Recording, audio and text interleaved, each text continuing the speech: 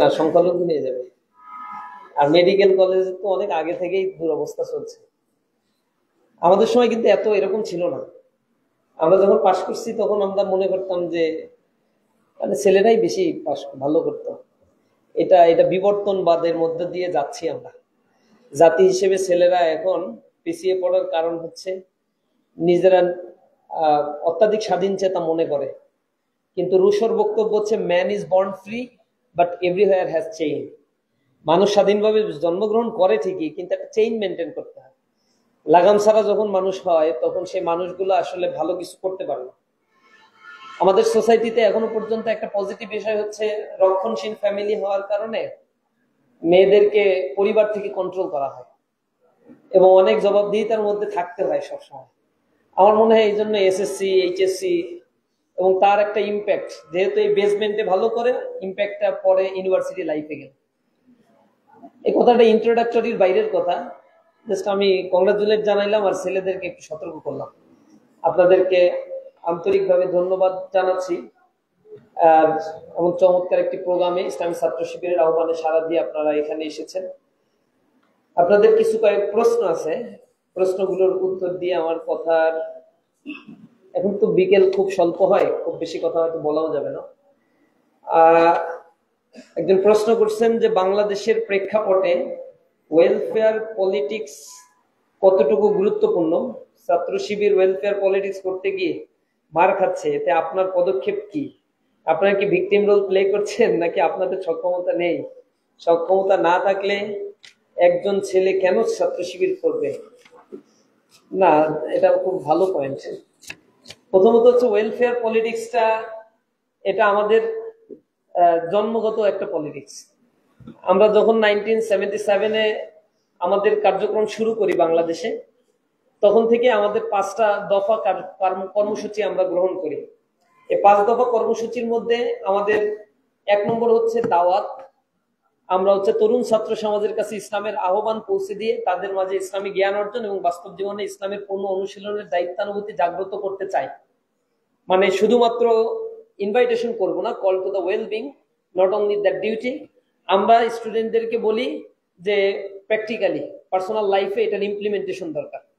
এই ক্ষেত্রে আমরা ইন্সপাইরেশন করি। দ্বিতীয় কাজটা আমরা যারা করি, আমরা আমাদের এই আহ্বানে যারা সাড়া দেয় তাদেরকে আমরা অর্গানাইজেশনে অন্তর্ভুক্ত করি এবং এই ক্ষেত্রে তার কিছু টেস্ট দিতে হয়, তাকে কিছু পড়াশোনা করতে হয়। তার মানে এলমিয়াতের দিক থেকে আমরা তাদেরকে একটু রিপোর্ট রাখায় কিছুটা রিসাপল করার চেষ্টা করি। 3 নম্বর হচ্ছে আমাদের কিছু সফট স্কিল হার্ড স্কিল ডেভেলপমেন্টের কোর্স থাকে, যেটাকে আমরা প্রশিক্ষণ বলি।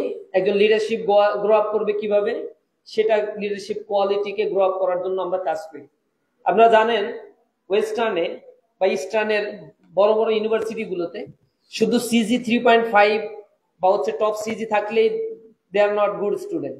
সেখানে গুড স্টুডেন্টের কতগুলো কোয়ালিটি আছে, মিনিমাম রেজাল্ট তার থাকতে হবে। সেকেন্ড কোয়ালিটি হচ্ছে যে কোনো একটা খেলাধুলায় তাকে মোটামুটি স্ট্যান্ডার্ড থাকতে হবে, একেবারে জাতীয় টিমে খেলবে না এরকম না, জাস্ট একটা মোটামুটি স্ট্যান্ডার্ড থাকতে হবে। আর থার্ড হচ্ছে অর্গানাইজেশনাল ক্যাপাসিটি থাকতে হবে, ম্যানেজমেন্ট ক্যাপাসিটি থাকতে হবে। এই 3টার কম্বিনেশন হলে তাকে গুড স্টুডেন্ট বলে। আপনারা পৃথিবীতে বিভিন্ন দেশে পড়তে যাবেন, আপনারা তো এসওপি লিখবেন সামনে, আপনারা বিভিন্ন প্রফেসরের কাছে আপনাদের আবেদন করবেন, মেইল পাঠাবেন, তখন দেখবেন যার সিভির সাথে যুক্ত আছে বিভিন্ন ধরনের ক্লাবের লিডিং দেয়ার সার্টিফিকেট, সেটাকে তারা ওয়েলকাম করে এবং এইটাকে তারা প্রেফারেন্স দেয়, মনে করে যে তার লিডিং কোয়ালিটি আছে, তার মানে সে হচ্ছে অন্যদের তুলনায় একটু এগিয়ে। এবং তাদের মেজারমেন্টে গুড স্টুডেন্টের মেজারমেন্ট এরকম। আর ওই ইউনিভার্সিটিগুলোতে টিচার হওয়ার ক্ষেত্রে এইগুলোকেই মূলত মেজারমেন্ট করা হয়। আমাদের তো ইউনিভার্সিটিতে টিচার হওয়ার ক্ষেত্রে একটা বড় যন্ত্রণা হচ্ছে এসএসসি এইচএসসি তে কোথাও দেয় 4.5 থাকতে হবে, কোথাও 5 থাকতে হবে। অনেকে এই কারণে ভালো করতে চাইলেও ভালো কিছু করতে পারে না। আমার ইউনিভার্সিটিতে দেখছি আমার ডিপার্টমেন্টের ইমিডিয়েট সিনিয়র বড় বন্ধে তার হচ্ছে গোল্ডেন মানে খুব ভালো রেজাল্ট, এদিকে সিজিপি এত ভালো, ডিন অ্যাওয়ার্ড পেয়েছে, আবার হচ্ছে রাষ্ট্রপতি অ্যাওয়ার্ড পেয়েছে, কিন্তু এসএসসি এইচএসসি রেজাল্ট আবার 3.5 একটা হচ্ছে 4.5। এ কারণে সে আবেদনই করতে পারে না। এত রাগ হইলো, একদিন দেখলাম খুবই কাঁদতেছে সেমিনার রুমে বসে। তখন আমরা কয়েকজন জিজ্ঞাসা করলাম, বলছে যে আমার তো লাইফটা যেভাবে চিন্তা করছিলাম ভার্সিটি তো আমাকে অ্যালাউ করতেছে। তো যাই হোক, টিচাররা তাকে ইন্সপিরেশন দিল, সে এখন ওয়ার্ল্ড ব্যাংকে জব করে। খারাপ নাই, একেবারে খারাপ নাই। মাস্টারি করে ইউনিভার্সিটি আর কয় টাকা কামানো যায়, ওয়ার্ল্ড ব্যাংকে আছে, খুব ভালোই আছে।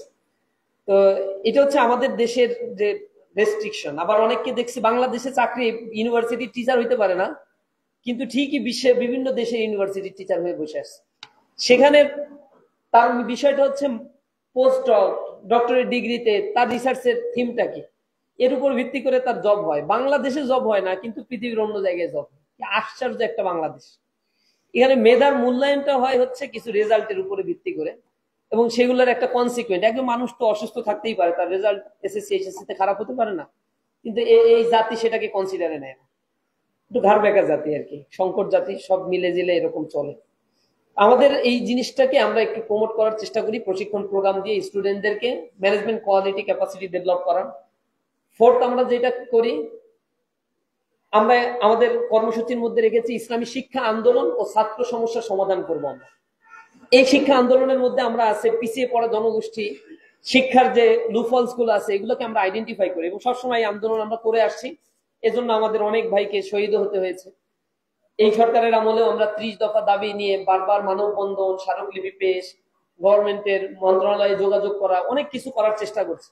আমরা চাই শিক্ষার মেরুদণ্ডটা ভেঙে না যায়, শিক্ষাটা শুধুমাত্র একটা সিজির মধ্যে বন্দি না থাকুক। শিক্ষার মূল উদ্দেশ্যটা হচ্ছে একটা জাতিকে গড়ে তোলা। সাউন্ড সিস্টেমটা এত বাজে কেন? তো আমার শিক্ষার মাধ্যমে আমরা আসলে সেই রকম জাতীয় মানুষ আসলে তৈরি করতে পারি না, এটা আমাদের একটা বড় দুর্বলতা। আমাদের দক্ষ মানুষ তৈরি হচ্ছে না। সিজিপিএ এত ভালো, কিন্তু তার জব নাই বাংলাদেশ, মেধার কোনো মূল্যায়ন নাই। এটা একটা বড় ক্রাইসিস। এই জায়গাগুলোতে আমরা শিক্ষা কাঠামো নিয়ে পরিবর্তনের জন্য কথা বলছি। অন্যান্য পৃথিবীর দেশ যেগুলো উন্নত করছে, সেই দেশগুলোর শিক্ষা কাঠামো কেমন, এই বিষয় নিয়ে আমরা কথা বলি। আমাদের কার্যক্রম পরিচালনা করি, প্রচুর পরিমাণে বই আছে আমাদের, শিক্ষা সেমিনার করি, শিক্ষা স্মারক বের করি, এরপরে আমরা পেশার ক্রিয়েশন করি। আমরা অনেকগুলা ইফেক্টিভ কাজও করেছি। এবার দেখছেন মাদ্রাসায় বাণিজ্য সাবজেক্ট খোলা হয়েছে। এগুলো আমরা এটা নিয়ে দীর্ঘ সময় ধরে মানববন্ধন, চাপ প্রয়োগ করা, কারিকুলামের ব্যাপারে গভর্নমেন্টকে কনসাস করা, এইসব কাজগুলো আমরা করে এরপরে আরো কিছু বিষয়গুলো নিয়ে আমরা কাজ করি। ইউনিভার্সিটি ইউজিসির কাছে আমরা কিছু সুপারিশও দিয়েছি। আর লাস্ট আমরা যেটা করি, ইসলামী সমাজ বিনির্মাণ, রিকনস্ট্রাকশন করি টোটাল সোশ্যাল স্ট্রাকচারে। এই যে আমাদের দফাগুলোর মধ্যে, এগুলো কাজের মধ্যে ওয়েলফেয়ারের একটা হিউজ অংশ চতুর্থ দফায় আমরা রেখেছি। এখানে আমাদের আছে নবীন বরণ অনুষ্ঠান করা, ক্যারিয়ার কাউন্সিলিং।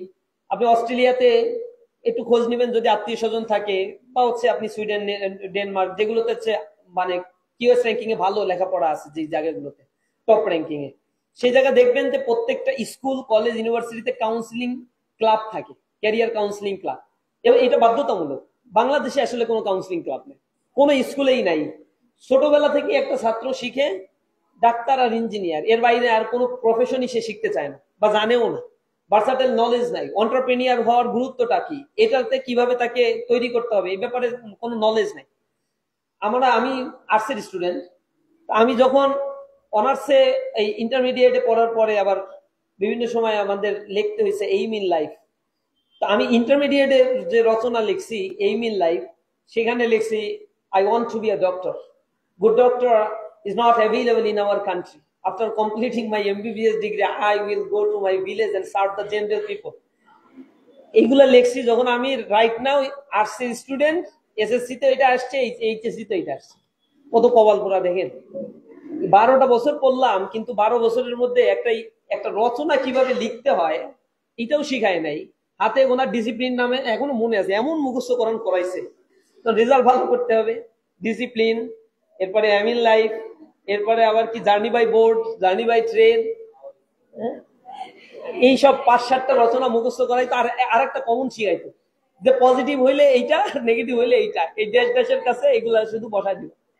এত বাজে শিক্ষা কারিকুলাম আমার লাইফে আমি পরে এসে বুঝতে পারছি। ইউনিভার্সিটিতে আসার পরে মাস্টাররা একটু বুঝাইলো যে লেখাপড়া তো এরকম না, এরকম। এই যে জায়গা, এখন আমাদের দেশের নিচের দিকের শিক্ষার মান এত খারাপ।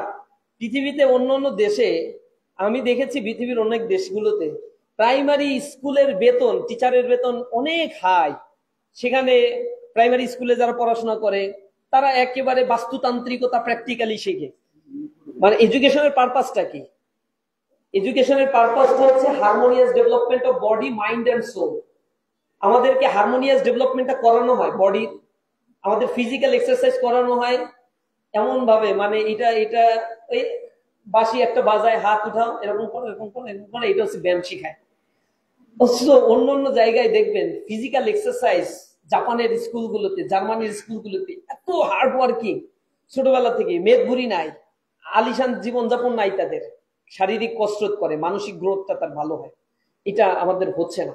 আমরা আমাদের কাউন্সিলিং প্রোগ্রামগুলোর মধ্য দিয়ে এগুলো স্টুডেন্টদেরকে শেখাই। এরপরে আমাদের যে দুর্বলতাগুলো আছে, একাডেমিক জায়গায় যে পারপাস গুলো সার্ভ করতে গভর্নমেন্ট ব্যর্থ, সেই জায়গাগুলোতে আমরা অ্যাফিলিয়েশন করি। ওয়েলফেয়ার পলিটিক্স ওয়ার্ল্ডের সব জায়গায় চলে। পলিটিক্স ওয়েলফেয়ার, পলিটিক্স হবে জনগণের কল্যাণ, of the people, by the people, for the people. কিন্তু এইটা হয়ে গেছে of the politician, by the politician and for the politician. মানে পলিটিক্স করলে সে কোটি কোটি টাকার মালিক হয়, পলিটিক্স করলে তার গাড়ি বাড়ির কোনো অভাব নাই। দেখেন দলগুলো নমিনেশন দিবে, নমিনেশন কিনতে যাওয়ার কারণে তো দলের প্রধানরে কয়েকশো কোটি টাকা দিয়ে আসতে হয়। এজন্য ত্যাগী নেতার কোনো ভাত নাই এখানে, নেতার কাছে যে টাকা পাঠাইতে পারছে, এখন কি আরাম জীবনযাপন, বসে আছে কোটি কোটি টাকা, একটা দল তুলে বসে আছে, নমিনেশন দেয় আর টাকার মালিক হয়। এর চাইতে আরামসের জিনিস তো আর কিছু নাই। পলিটিক্সটা যদি এরকম হয় যে পলিটিক্সে আমি 100 দিব 400 কামাবো, এটা হইলে তো পলিটিক্স এর মধ্য দিয়ে প্যাট্রিয়টিজম তৈরি হয়। আমরা স্টুডেন্ট বয়স থেকে, ছাত্র শিবির তার ছাত্রদেরকে বয়সের একেবারে আর্লি স্টেজে শিখায় যে পলিটিক্সটা হতে হবে জনগণের কল্যাণের জন্য। এটা আবার কি হলো?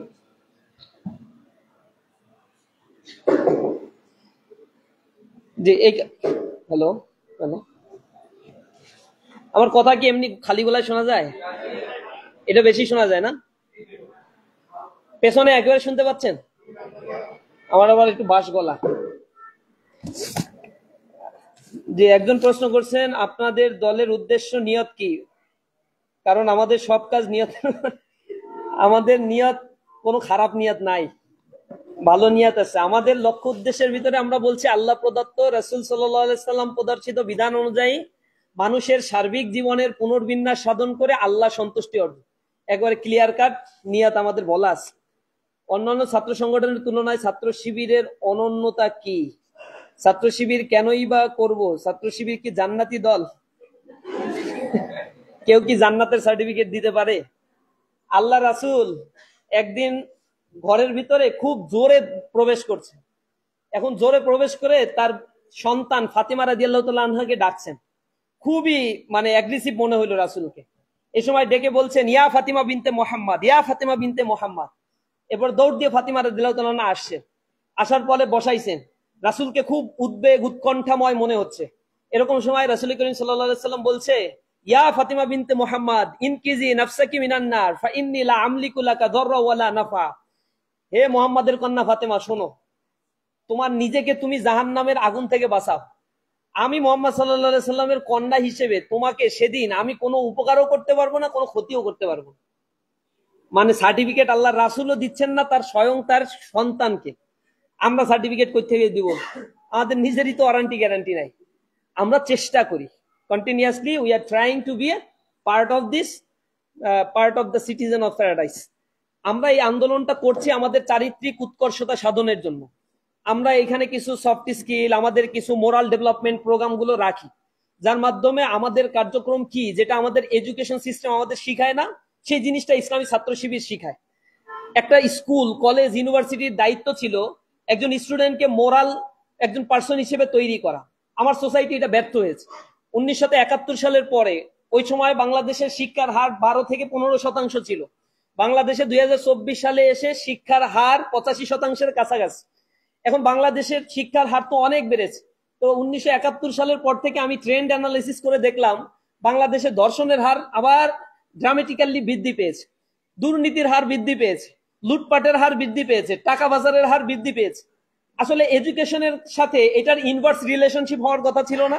এডুকেশন বাড়বে, এই করাপশন গুলো কমতে থাকবে। কিন্তু এডুকেশন আর করাপশন প্যারালালি যখন চলে, তার মানে এটা আসলে এডুকেশন না। এডুকেশনটা তাদেরকে হয়তো বস্তুতান্ত্রিক কিছু মানুষে রূপান্তর করতে পেরেছে, কিন্তু আলটিমেট এডুকেশন তাদেরকে মানুষ হিসেবে তৈরি করতে পারে নাই। এডুকেশনের মূল থিমটা হচ্ছে মানবতার কল্যাণের জন্য কাজ করবে। কিন্তু আমাদের এডুকেশনটা হচ্ছে দাসত্বের শৃঙ্খলে আবদ্ধ করার জন্য একটা এডুকেশন।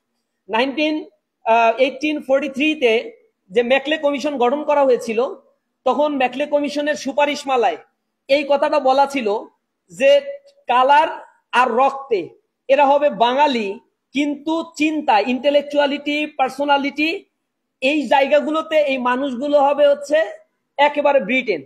এই কথাগুলো কখন বলেছিল? যখন 1757 সালে এই অঞ্চলে ব্রিটিশরা এসে দখল করে নিল। দীর্ঘদিনের চেষ্টা, তারা তো একটা বিভাজনের রাজনীতি করছে। 1943 বা 32 সালের দিকে যখন কাশিম বাজারে প্রথম কুটির স্থাপন করেছিল ব্রিটিশরা, তখন এই ইঙ্গো হিন্দু একটা মৈত্রী তারা তৈরি করেছিল। অথচ এখানে 550 বছরের ইতিহাস, মুসলমানরা কিন্তু একেবারে হিন্দুদের সাথে, অন্য অন্য ধর্মের সাথে মিলে মিশে জীবনযাপন করছে।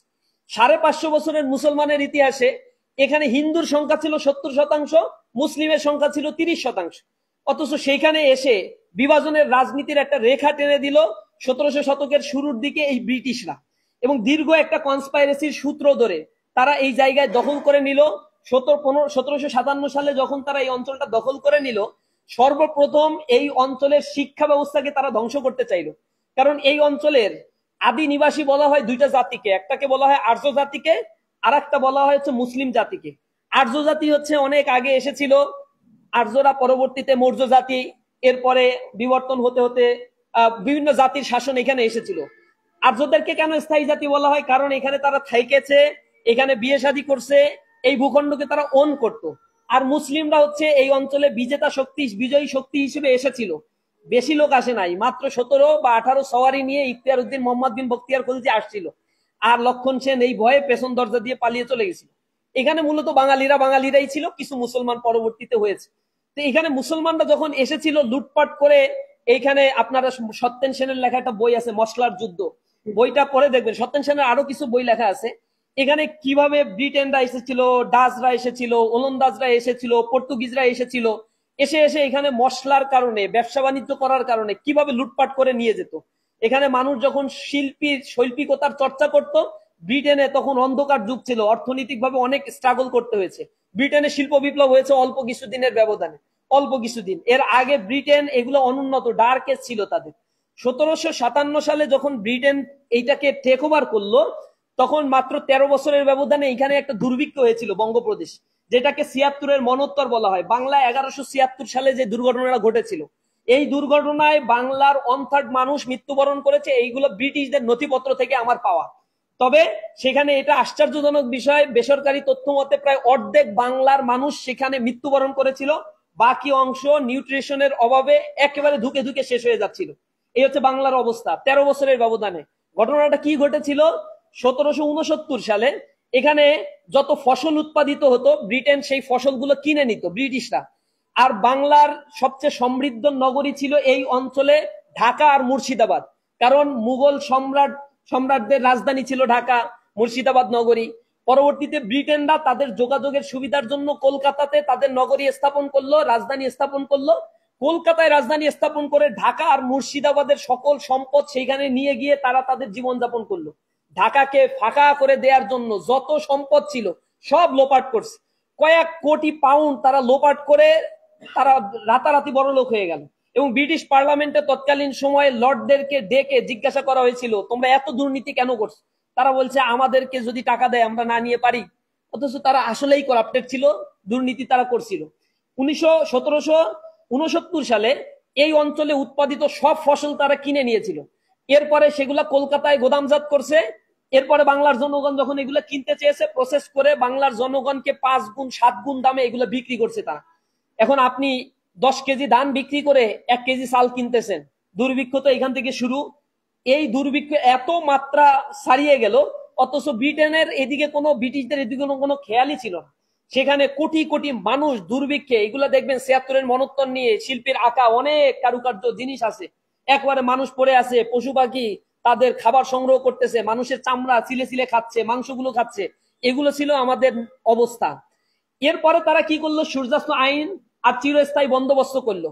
সূর্যাস্ত আইন হচ্ছে সূর্য ডোবার আগে যদি খাজনা দিতে না পারে তাহলে ওই জমিদারের স্থাবর অস্থাবর সম্পত্তি এবং সুন্দরী স্ত্রী মেয়ে কন্যাও যদি থাকে সব নিয়ে নেবে, জমিদারের সবগুলো লুটপাট করবে। জমিদাররা এই ভয়ে রাতের অন্ধকারে স্ত্রী পরিবার পরিজন নিয়ে সব পালিয়ে চলে যেত, আর ফেলে রাখা ওই বড় বড় এক একটা জমিনের জমিদারি গুলো সব নিয়ে নিত। এই জমিদারি গুলো হিন্দুদেরকে শিফটিং করে দিয়েছিল। এরকম একটা বন্দোবস্ত যখন বাংলায় চলছিল, মারাত্মক লেভেলের একটা দুর্ভিক্ষ চলছিল, এর 100 বছর পরে গিয়ে একটা শিক্ষা কাঠামো তৈরি করে। এই 100 বছরে কোনো শিক্ষা কাঠামো তৈরি করেনি, কারণ ব্রিটিশরা যখন আমাদের এই অঞ্চল হয়ে গেছে, ব্রিটিশরা যখন আমাদের এই অঞ্চল দখল করে নিছিল, তখন বাংলায় 82,000 মক্তব চালু ছিল, এক একটা মাদ্রাসা চালু ছিল, সেখানে প্রায় 400-এর অধিক শিক্ষার্থী পড়াশোনা করতে এক একটা মাদ্রাসায়। এই কাঠামোটাকে তারা ধ্বংস করে দেওয়ার জন্য 100 বছরের একটা প্রজন্মকে নষ্ট করে দিতে চেয়েছে, এবং তারা সাকসেসফুলি সেটা করছে। এরপরে আমাদের সামনে যে শিক্ষা কাঠামোটা দাঁড় করছে, হুবহু কপি করে ব্রিটেন থেকে নিয়ে আসা একটা দাসত্বমূলক শিক্ষা। সেন্সটা কি? এই শিক্ষা গ্রহণ করার পরে যেন আমরা সব চাকরি খুঁজি, চাকর হইতে চাই। এ কারণে লেখাপড়া করার পরে দেখবেন চাকরি না করলে তার কপালে বিয়ে শাদী জোটে না। আর বাবা মারে যদি বলা হয় আমি একটা ব্যবসা করব, আমার নলেজ এখন ভার্সাটাইল, আমি ভালো কিছু করতে পারবো, তাইলে তোরে লেখাপড়া করাইছি কেন এত কষ্ট করে, তুই চাকরি করবি? মানে মনস্তত্ত্ব এমন ভাবে তৈরি হয়েছে, তোরে লেখাপড়া করাইছি একটা চাকর হওয়ার জন্য। এই চাকরিটা যদি কম টাকারও হয়, সরকারি চাকরি বেতন কম, এরপরেও তার ডিমান্ড এই বাজারে অনেক বেশি। বলে জব সিকিউরিটি, জব সিকিউরিটিতে করবে কি? কর দুর্নীতি, কোটি কোটি টাকা লোপাট কর। এখন আমাদের দেশের সিনারিওটা এইভাবে এমন ভাবে গড়ে উঠেছে, লেখাপড়ার মধ্যে তো আস্তিকতা, নর্মস, ভ্যালুস এগুলো সব আলাদা করে ফেলা হয়েছে। এখন লেখাপড়ার মধ্যে যখন এগুলো থাকে না, তখন যারা লেখাপড়া করে এই চাকরির বাজারগুলোতে যায় তাদের ভিতরে তো ইথিক্স নাই। আমরা যখন পিএসসির সাথে কথা বলছিলাম, তখন তারা পিএসসি আমাদেরকে বলছিল ঠিক আছে তাইলে তোমাদের একটা সাবজেক্ট বিসিএস এ যুক্ত করে দেই, এটা হচ্ছে ওই কি বলে মোরালিটির একটা সাবজেক্ট যুক্ত করে দেওয়া হয়েছে। তো আমি বলছি 10 মার্কের মোরালিটি, এটাও আবার গাইড করে পড়ে এরপরে মোরালিটি শেখে, কিন্তু কোনো ইমপ্লিমেন্টেশন নাই। দুর্নীতির আখড়া। আমরা সচিবালয়ে যখন 5 আগস্টের পরে দেন দরবার করছি, এখনো পর্যন্ত লজ্জা লাগে যে এরা হচ্ছে শিক্ষিত মানুষ, এরা পশুর চাইতে কোনো অংশে কম না। মানুষের অভিশাপ এদের কাছে লেগে আছে, এদের ছেলে মেয়ে মানুষ হয় না, প্যারালাইজড হয়ে শেষ হয়ে যায়, অথবা তার বাবা মাকে তার ছেলে মেয়েই ধ্বংস করে ফেলে। সম্পদের পাহাড় গড়ে নিজে খাইতে পারে না, ডায়াবেটিসের রুগী, আলসারের রুগী, ক্যান্সারের রুগী ভরা। কিন্তু গ্রাম অঞ্চলের খেটে খাওয়া মানুষের এত রোগ হয় না। এদের জন্য অ্যাপোলো হসপিটাল, ইউনাইটেড হসপিটাল গেলেই টাকা কেটে সব মেরে কেটে রেখে দেয়, এদিক থেকে ইনকাম করে ওদিক থেকে চলে যায়। এই হচ্ছে আমাদের দৈন্য দশার মধ্যে আমরা আছি। লেখাপড়া করার পরে কেন করাপশন করব আমি? বাংলাদেশে পদ্মা সেতু নির্মাণ করা হয়েছে, যা নির্মাণ ব্যয় হয়েছে তা দিয়ে অন্তত 4-5টা পদ্মা সেতু বানানো যায়। রিসেন্টলি আপনার একটা সমীক্ষা দেখছেন, মেট্রো রেল প্রজেক্ট যেটা বানিয়েছে বাংলাদেশে, ভারতে একই প্রজেক্ট, ভারতেও তো করাপশন আছে, কিন্তু আমরা কত স্মার্ট। ভারতের মেট্রো রেল প্রজেক্ট চালু করছে, সেই প্রজেক্টে যা ব্যয় তার চাইতে 5 গুণ বেশি ব্যয় দিয়ে বাংলাদেশে মেট্রো রেল চালু করছে। এরপরও বিয়ারিং প্যাড খুলে মাথায় পড়ে এরপরে মানুষই মারা যায়। এখন আবার কোর্টে রিট করা হয়েছে সব প্যাড গুলো ঠিকঠাক আছে কিনা যাচাই বাছাই করার জন্য। 1 বছর 1.5 বছর হয়েছে কেবল এটা উদ্বোধন হয়েছে। চিন্তা করে দেখেন, 100 বছরের একটা প্রজেক্ট, অথচ 1 বছরের মাথায় মানুষের আস্থাহীনতা তৈরি হয়েছে। এই হচ্ছে আমার দেশের গভর্নমেন্টের অবস্থা। উন্নয়নের মহাসড়কে উঠিয়ে দিয়ে তলা সব ফাঁকা করে দিয়ে নিয়ে চলে গেছে, জনগণ কিছুই বুঝতেছে না। এখন এই করাপশন গুলো যারা করছে তারা কিন্তু ইউনিভার্সিটি এডুকেটেড পারসন। আমরা যখন প্রশাসনের সাথে ডিল করি, যখন বলি, তখন বলে ভাই তুমিও তো আমার ইউনিভার্সিটির, আমিও ঢাকা ইউনিভার্সিটির অমুক হলের ছিলাম। আমি যে আর পরিচয় দিয়েন না, আর পরিচয় দিয়েন না, লজ্জা থাকা উচিত। দুর্নীতি করার পরে ধরা পড়ছে, ধরা পড়ার পরে আইসে আমি তো সিনিয়র তোমার, তুমি তো জুনিয়র, ভাই একটু দেখো। এই দেখার জন্য আসতেছে। যখন মামলা হয়ে যাচ্ছে, দীর্ঘদিন দুর্নীতির মামলা ঝুলে আছে, ভাই এটা একটু দেখো না কি করে দেয়া যায়, আমি তো তোমার ইউনিভার্সিটির সিনিয়র, সিম্প্যাথি পাওয়ার জন্য আসতেছে। এটা এমন দুর্যোগময় অবস্থা, সে যে খারাপ কাজ করছে এটাকে জাস্টিফিকেশন করে। আমার এক বন্ধু পুলিশে চাকরি করছে, আমি পুলিশে চাকরি পাওয়ার পরে বড় চাকরি এসপি, আমি গেলাম তার সাথে একটু দেখা সাক্ষাৎ করে বললাম যে বন্ধু ঘুষ খাবা না, মানুষের টাকা মারবা না, এরপরে অন্যায় ভাবে কারো নামে মামলা দিবা না, বুঝাই শোনায় আসছি। পরে 6 মাস পরে আমি আবার যে শুনলাম যে দেদারসে করতেছে এগুলো। আমি বললাম তুই এগুলো কেন করতেছিস? বলে শোন, আমার ইনফরমেশন কালেকশন করতে হয় না, কোথায় কি কোন জায়গা লুটপাট হচ্ছে, তারপরে হচ্ছে কি অর্থ হচ্ছে, তারপরে হচ্ছে মাদকের সরাসরি, আমি এগুলা পাবো কোথায়? ওই এলাকায় আমার সোর্স রাখতে হয়। তো সোর্স থেকে তো আমার মাস শেষে বেতন দিতে হয়, টাকা দিতে হয় না, নাহলে ও আমার তথ্য দিবে। ওই টাকা কোথা থেকে পাবো? এজন্য এগুলা একটু এগুলা সম্মানী, এগুলা ওরকম ঘুষ টুস না।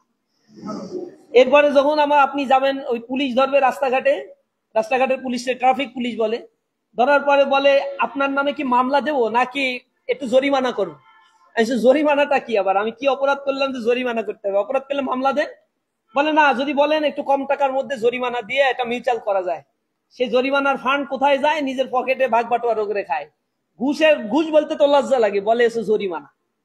এই হচ্ছে আমার দেশের অবস্থা। এইখান থেকে একটু পরিত্রাণ পাওয়ার জন্য মোরাল এডুকেশন দরকার। ইসলামী ছাত্র শিবির সেই মোরাল এডুকেশনের প্রতি এমফাসাইজ করে এই সোসাইটিতে।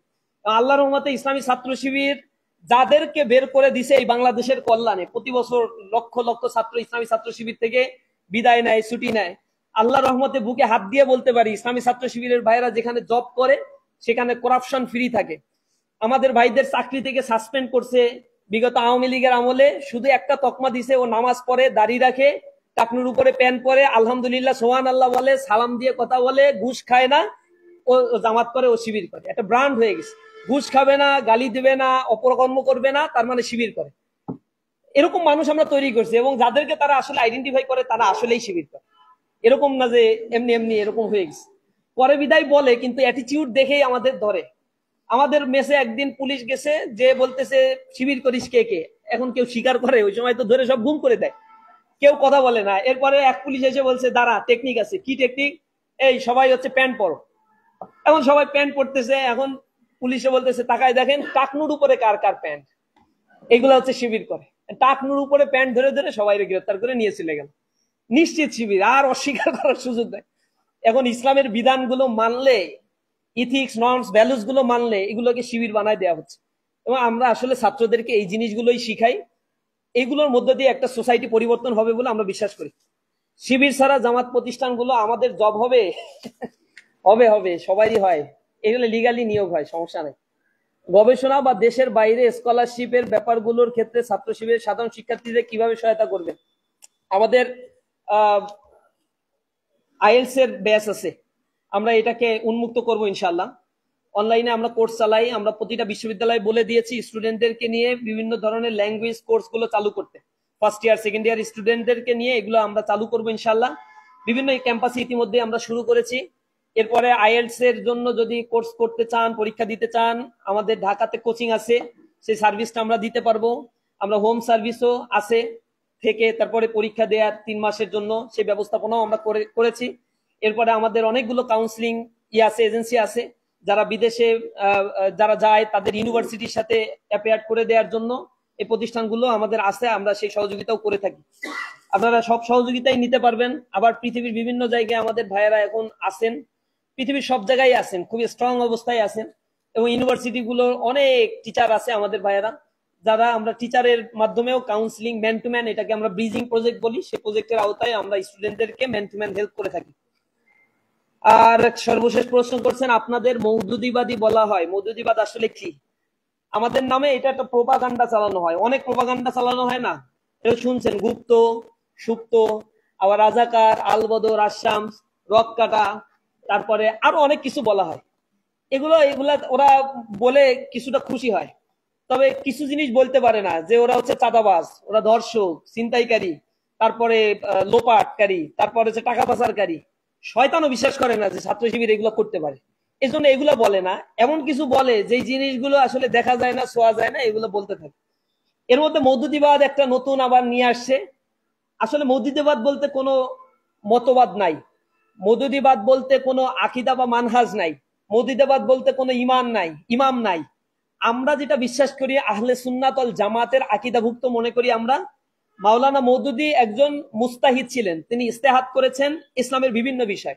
তবে এগুলা করার আগে তিনি যখন জামাত গঠন করেছিলেন, জামাত ইসলামী, তখন তিনি তার বক্তব্যে, প্রথম বক্তব্যে তিনি বলেছিলেন, আমি যেগুলো লেখি এগুলো আমার নিজস্ব গবেষণার ফসল, এগুলো জামাত ইসলামের কোনো সম্পত্তি না।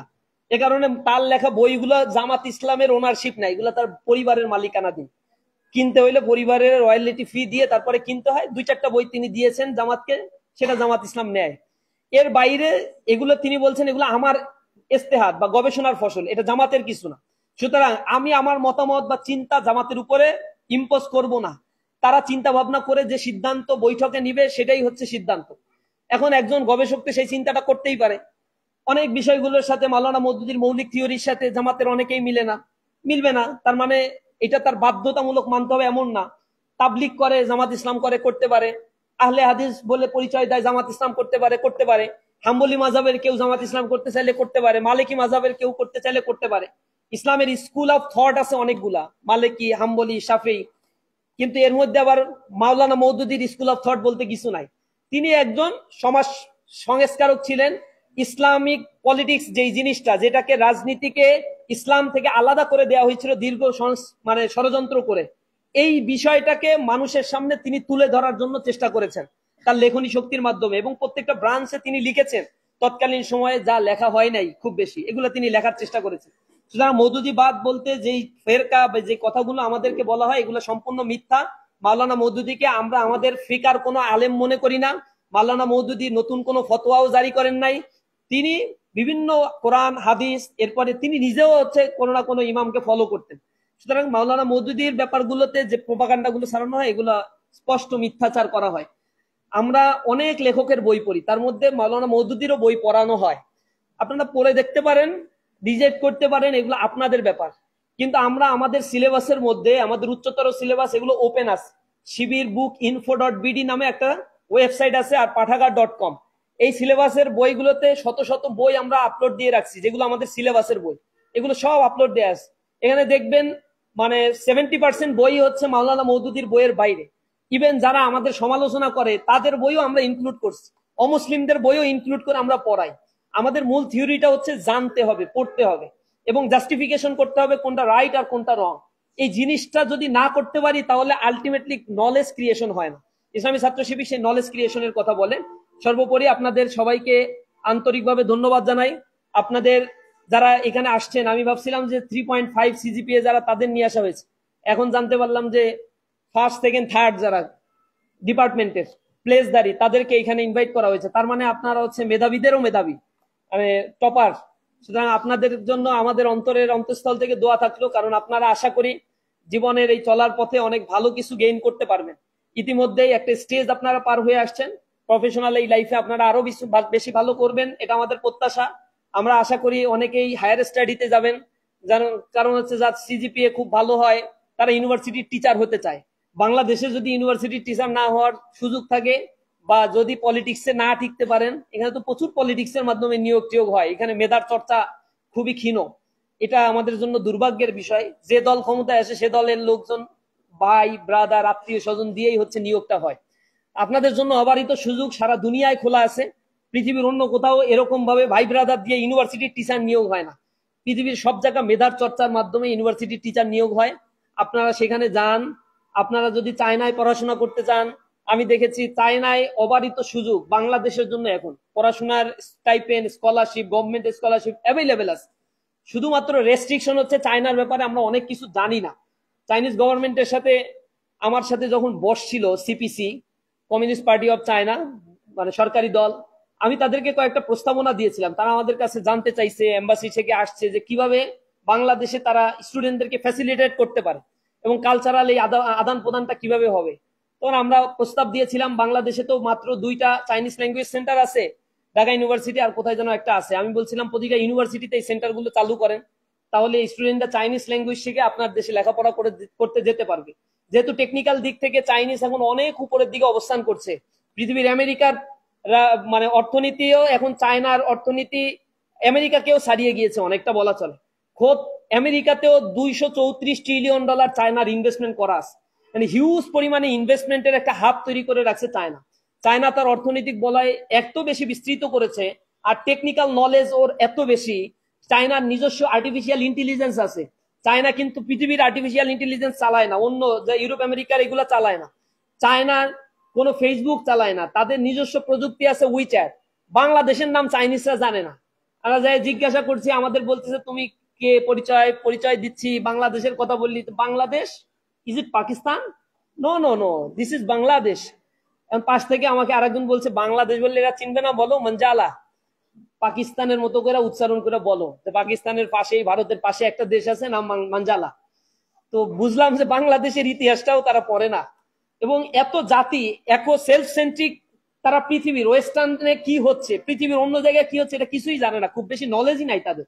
কারণ প্রযুক্তি নিজস্ব প্রযুক্তি, এর বাইরের বলয়ে তাদের যাওয়ার প্রয়োজন হয় না। 140 কোটি মানুষ এদের ভিতরে চ্যাটিং ট্যাটিং করেই তারা তাদের জীবন পার করে দেয়। নিজস্ব প্রযুক্তিগুলোকে এত বেশি কন্ট্রোল করে চাইনিজ গভর্নমেন্ট, কোনোভাবেই সময় অপব্যয় করা, ফেসবুকের মাধ্যমে আমরা যেভাবে সময় অপব্যয় করছি, চায়না এই সুযোগটা নাই। এ কারণে চায়নার অনেক স্কলারশিপের অনেক ইনফরমেশন আপনাদের কাছে আসে না। আপনারা চায়নার এই ইনফরমেশন গুলো একটু ঘাটাঘাটি করবেন, প্রয়োজনে চাইনিজ ল্যাঙ্গুয়েজ বাংলাদেশে বিভিন্ন জায়গায় শিখায়, আপনারা এগুলো একটু শিখেন যদি চায়নায় যেতে চান। কারণ ওইখানে লেখাপড়া করে চাকরিরও সমূহ সুযোগ সেখান থেকে দেয় তারা, আবার ওইখান থেকে লেখাপড়া করে তার ডিগ্রিরও দাম আছে, ইউরোপ আমেরিকায় শিফটিং হওয়া যায়। এর বাইরে যদি জার্মানিতে জাপানে পড়াশোনা করতে চান তাহলে এখানে তো খুবই সহজ, লেখাপড়া একেবারেই ফ্রি। এরপরে আবার কাজ করার সুযোগ আছে, অনেক টাকা ইনকামের সুযোগ আছে।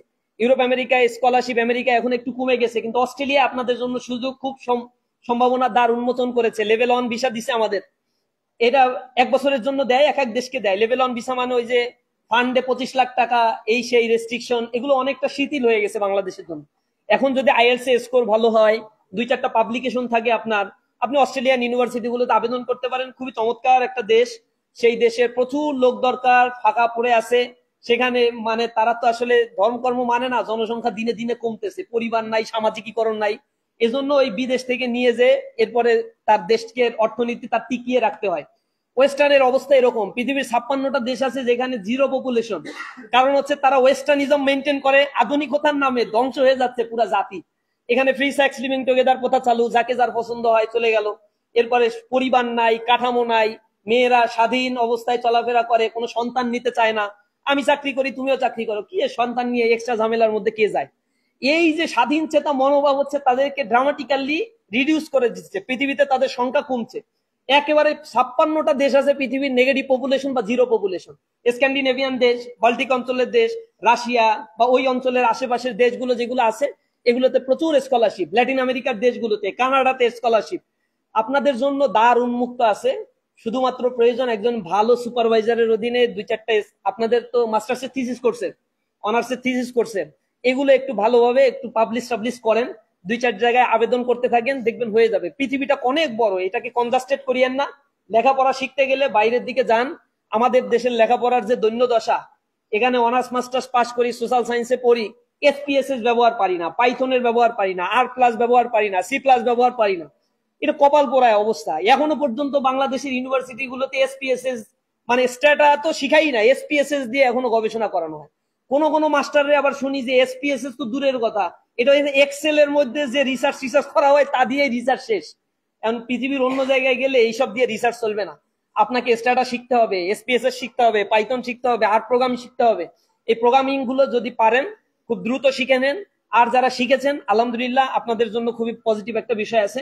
আমরা আশা করি আপনারা সামনের দিনগুলো ভালোভাবে কাটান, সুন্দর একটি ভবিষ্যতের জন্য অনেক স্ট্রাগল করছেন, আপনাদের এই স্ট্রাগলটা আরো বেশি সাকসেসফুল হোক। তবে সারা জীবনের জন্য এইটা মনে রাখবেন, পৃথিবীর যেখানেই যান না কেন অন্তত নিজের অরিজিনটাকে ভুলবেন না, দেশটাকে ভুলবেন না। চিন্তা করবেন দেশ আমাকে কি দিল, এই চিন্তা না করে আমি দেশকে কি দিলাম এই চিন্তা করবেন। ইউনিভার্সিটিতে পড়ছেন, কয় টাকা খরচ করছেন? প্রতিটা ইউনিভার্সিটিতে 200, 300, 400, 800, 600 কোটি টাকা করে সরকারের বরাদ্দ থাকে। আপনাদের ইউনিভার্সিটিতেও বোধ করি 700-800 কোটি টাকা বরাদ্দ দেয়। এত টাকা বরাদ্দ দেয়, কোথা থেকে আসে? আপনি কয় টাকা বেতন দেন? আমি ইউনিভার্সিটিতে পড়ে 26 টাকা করে বেতন দিতাম, তাও মাঝে মাঝে দিতাম, মাঝে মাঝে দিতাম না, এরকম একটা ভাবসাব। এত কম বেতনে আমার থাকা, আমার পড়াশোনা, আমার আধুনিক ল্যাবের সিস্টেম, এত ভালো ভালো টিচার প্রফেসর আমাকে দিছে, এই টাকাগুলো সব আসে জনগণের পকেটের টাকা থেকে। সুতরাং চাকরি বাকরি যেখানেই যা করি না কেন, গরিবের পেটের দিকে লাথি যেন না মারি, গরিবের প্রতি একটু সহানুভূতিশীল। দরিদ্র মানুষের ট্যাক্সের টাকা দিয়ে আপনার আমার লেখাপড়া হয়। মনে রাখবেন, বাংলাদেশে 7 লক্ষ কোটি টাকার যে বাজেট করছে তার 5.5 লক্ষ কোটি টাকা আসবে ট্যাক্সের টাকা থেকে। ট্যাক্স হচ্ছে ইনডিরেক্ট আর ডিরেক্ট ট্যাক্স। ডিরেক্ট ট্যাক্সের টাকা থেকে খুব বেশি ইনকাম লাস্টের হয় না। ডিরেক্ট ট্যাক্সের টাকা যাদের দেওয়ার কথা তার 25% ট্যাক্সের টাকা দেয়, 75% হচ্ছে রাষ্ট্রীয়ভাবে আওয়ামী লীগ করে, বিএনপি করে, এগুলো হচ্ছে মেরে কেটে সব এদিক ওদিক করে নেয়। কত কমানো যায়, ফাঁকিবাজি করে।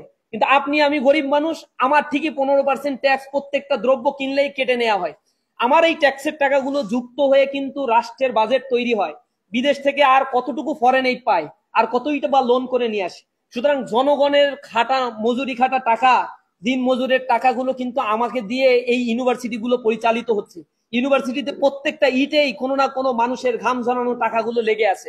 সুতরাং এই এই জায়গাটা আমরা যেন কোনোদিন ভুলে না যাই। মানুষের প্রতি মমত্ববোধ যেন থাকে, দেশের প্রতি ভালোবাসাটা যেন থাকে। আর আপনারা চিন্তা করবেন, চেষ্টা করবেন দুর্নীতি মুক্ত জীবন গঠন করার জন্য। আমি জানি অনেকেই শুনবেন না, কারণ চিন্তা করেন ঘুষ খাবো নাকি ঘাস খাবো, এত লেখাপড়া করে এত কষ্ট করলাম, আর তুমি এসে শিবির একটু বক্তব্য শোনাই দিলা আর এটা খাবো না। এইটা আসলে করিয়েন না আপনারা। মানুষ হয়ে জন্মগ্রহণ করছেন, মানুষ হয়ে মৃত্যুবরণ করি। আমাদের সমাজে জনসংখ্যা বাড়ছে কিন্তু মানুষ বাড়ে নাই। জনসংখ্যার পরিমাণ অনেক বেড়ে গেছে কিন্তু মানবতা আজকে হারিয়ে গেছে। মানুষ হওয়া দরকার। ওই যে কুসুম কুমারী দাসের একটা কবিতা আছে না, আমাদের দেশে হবে সেই ছেলে কবে, কথায় না বড় হয়ে কাজে বড় হবে। ওখানে ছেলে বলতে ছেলে মেয়ে দুইটাই বুঝাইছে। মুখে হাসি বুকে বল তেজে ভরা মন, মানুষ হইতে হবে এই যার পণ। মানুষের মতো মানুষ হয়ে উঠি আমরা, আমরা নিজেদেরকে সেভাবে গড়ে তুলি। আপনাদের কাছে আমাদের প্রত্যাশা দুর্নীতি মুক্ত জীবনযাপন করেন। টাকার পয়সা অনেক পাবেন, এগুলো খাবেন না, এগুলো মানে দূরে ফেলে রাখেন। আল্লাহ রাব্বুল আলামিন রোগ বালাই থেকে আপনাকে মুক্ত রাখবে। আপনি যদি হালাল রুজি উপার্জন করেন আপনার ইবাদত কবুল হবে। যে রুজির মধ্যে 1 টাকা হারাম যুক্ত হয় সেই রুজি কিন্তু হালাল হয় না। হারাম যুক্ত হলে পুরা রুজিটাই হারাম হয়ে যায়। আর যিনি হারাম খান তার কোনো ইবাদত আল্লাহর কাছে কবুল হয় না। ইবাদত যদি কবুল না হয়, মাথা ঠুকায় নামাজ পড়ে আর ওই মাজারে টাজারে গিয়া, মসজিদে গিয়া, মন্দিরে গিয়া দোয়া কবুল করে দোয়া টোয়া করে কোনো লাভ নাই। খাচ্ছেন ওদিকে ঘুষ, এরপরে 2 নম্বরই টাকা পয়সা, আর আপনি মাজারে গিয়া মাথা ঠাকাচ্ছেন, কাজ হবে না। আপনি আপনার হালাল রুজির মধ্য দিয়ে যদি জীবন যাপন করতে পারেন, মরার পরেও শান্তি পাবেন, দুনিয়ায় আপনার সন্তান ভালো মানুষ হবে। আমি আপনাদের কাছে এই প্রত্যাশাটা অন্তত করতে চাই। এই দেশটাকে নিয়ে একটু ভাবেন, এই দেশের জাতিকে নিয়ে, জনগণকে নিয়ে ভাবেন, আর নিজেকে কিভাবে গড়ে তুলবেন সেভাবে চিন্তা করতে থাকেন। আর ইসলামী ছাত্র শিবিরের ব্যাপারে আপনারা দোয়া করবেন, পরামর্শ দিবেন। আমরা দোয়া করি, মন খুলে দোয়া করি, জাতির কর্ণধার হিসেবে আপনারা নিজেদেরকে গড়ে তুলতে পারেন। দেশের যে ক্রাইসিস চলছে, আসলে একটা বড় ধরনের প্রবলেম হচ্ছে এই যে পাস করে গেছেন, এখন যে দেখবেন কত বড় ফাইটিং আপনাদেরকে করতে হচ্ছে, এবং জীবন যুদ্ধের এই সময়টা এত স্ট্রাগল করতে হয়। আমাদের ডিপার্টমেন্টে আমাদের তো প্রথম 5 জন মেয়েই, আসলে মানে ছেলে তো 1 2 3 4 5 মধ্যে ঢুকতে পারে না। ওই 5 জন মেয়ের মধ্যে একজন খালি ইউনিভার্সিটি টিচার হয়েছে ফার্স্ট ক্লাস ফার্স্ট যে, বাকি সাইডটা এখন একজন আছে চাকরি করে প্রাইমারি স্কুলের চাকরি। আমি বললাম এত কষ্ট করে 3.8 সিজিপিএ উঠায় কি করলি? এখন সারাদিন খালি পড়ছে, রেজাল্ট করছে, কিন্তু ক্যারিয়ারের যে ভার্সাটাইলিটি, এই জিনিসগুলো সে নিজেকে অ্যাকোয়ার করতে পারে নাই। নলেজটাকে গেইন করেন। মনে রাখবেন এখন লেবার ইকোনমি থেকে শিফট হয়ে ক্যাপিটাল ইকোনমিতে যাচ্ছে। আর্টিফিশিয়াল ইন্টেলিজেন্সের এই যুগ, এখন মেকানিজম গুলো ভিন্ন ভিন্ন মাত্রায় হচ্ছে, এগুলো যেন আমরা অ্যাডাপ্ট করতে পারি। এই অ্যাডাপ্টেশন যদি না করতে পারেন একজন অস্তিত্ব থেকে হারিয়ে যাবেন। প্রমোদ চৌধুরীর একটা বক্তব্য আছে না, অতিকায় হস্তি লোপ পাইয়াছে কিন্তু তেলাপোকা এখনো টিকিয়ে আছে। হস্তি বিশাল দেহি কিন্তু অ্যাডাপ্টেশন কোয়ালিটি নাই। পৃথিবীতে একদিন ডাইনোসর ছিল, এখন আর ডাইনোসরের অস্তিত্ব নাই, কারণ শীতোষ্ণ মন্ডলীয় অঞ্চলগুলোতে ডাইনোসর বসবাস করে। যখন গ্লোবাল ওয়ার্মিং এর ফলে টেম্পারেচার হট হয়ে যাচ্ছে, সি লেভেল রেইজ করছে, তখন এই ডাইনোসর পৃথিবীর অস্তিত্ব থেকে হারিয়ে গেছে। বিশাল দেহি কিন্তু তেলাপোকা হাজার হাজার বছর ধরে টিকে আছে, কারণ তার ভিতরে অ্যাডাপ্টেশন কোয়ালিটি আছে। স্যাঁতসেঁতে আবহাওয়ায় চলতে পারে, প্রচন্ড গরমেও থাকতে পারে, শীতের মধ্যেও থাকতে পারে। আপনাদের ভিতরে অ্যাডাপ্টেশন কোয়ালিটি ডেভেলপ করেন, দেখবেন অনেক ভালো কিছু করতে পারবেন। সবাইকে অন্তরের অন্তঃস্থল থেকে ধন্যবাদ জানিয়ে আমার কথা শেষ করছি। আসসালামু আলাইকুম ওয়া রাহমাতুল্লাহ।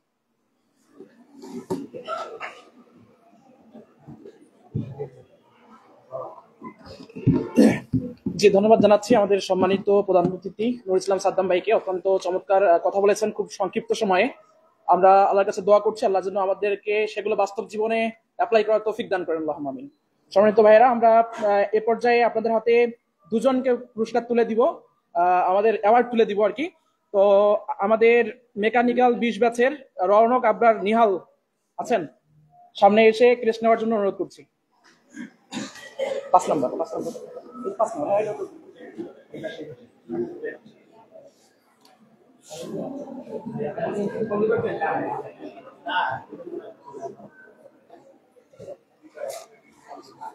রৌনক আবরার নিহাল। ভাই আসতে না, আসতে আমাকে আসতে না।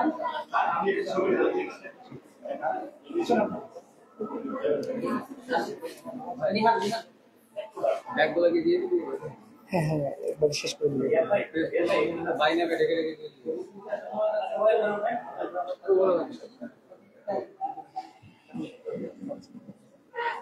যে আমাদের এক আপুকে আমরা ডাকবো, সাইবা আক্তার, ম্যাথ 19।